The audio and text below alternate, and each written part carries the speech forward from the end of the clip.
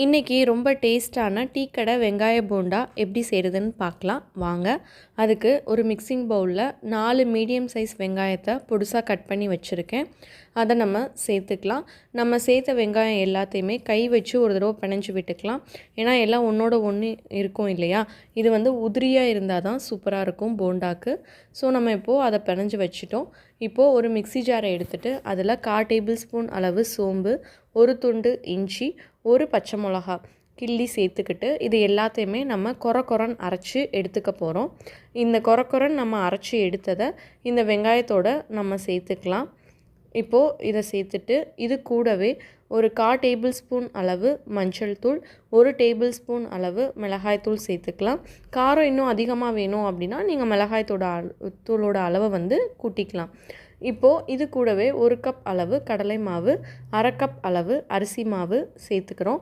இது கூட 1 table spoon அளவு உப்பு சேர்த்துட்டு, ஒரு கை அளவு கொத்தமல்லி இருக்குது இல்லையா, அதை பொடிசாக கட் பண்ணி அதையும் நான் சேர்த்துக்கிறேன். சேர்த்துட்டு இது எல்லாத்தையுமே நல்லா ஃபஸ்ட்டு தண்ணி எதுவுமே சேர்க்காம நம்ம மிக்ஸ் பண்ணி விட்டுறலாம். ஃபஸ்ட்டு அந்த வெங்காயத்தில் இருக்க தண்ணி இந்த மாவில் கோட் ஆகணும். இப்போது ஓரளவு நம்ம எல்லாமே பிணைஞ்சிட்டோம் தண்ணி எதுவுமே சேர்க்காம.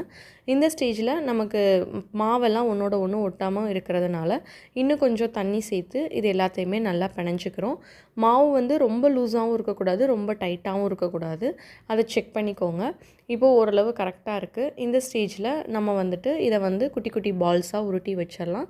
ரொம்ப ப்ரெஸ் பண்ணாமல் லைட்டாகவே நம்ம உருட்டிக்கலாம். ஏன்னா ரொம்ப அழுத்தி ப்ரெஸ் பண்ணோம் அப்படின்னா உள்ளெல்லாம் வேகாது.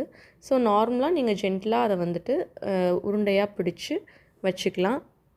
இப்போது நம்ம ஒரு பிளேட்டில் உருண்டையாக பிடிச்சி வச்சுக்கலாம். நம்மக்கிட்ட இருக்க எல்லா மாவையுமே இந்த மாதிரி செஞ்சு வச்சுக்கலாம். இப்போது நம்ம உருட்டி வச்ச எல்லாத்தையுமே எண்ணெயில் போட்டு பொரித்து எடுத்துடலாம்.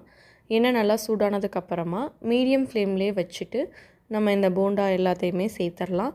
ரொம்ப ஹை ஃப்ளேமில் வச்சிங்க அப்படின்னா வெளியில் வெந்துடும், ஆனால் உள்ளே நம்ம பார்க்கும்போது வெந்திருக்காது.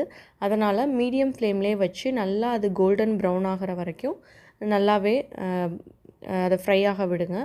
பாருங்கள் எந்தளவு சூப்பராக நமக்கு வெங்காய போண்டா ரெடி ஆயிடுச்சு அப்படின்னு சொல்லிட்டு. இது ரொம்ப கிறிஸ்பியாக ரொம்ப டேஸ்ட்டாக இருந்தது.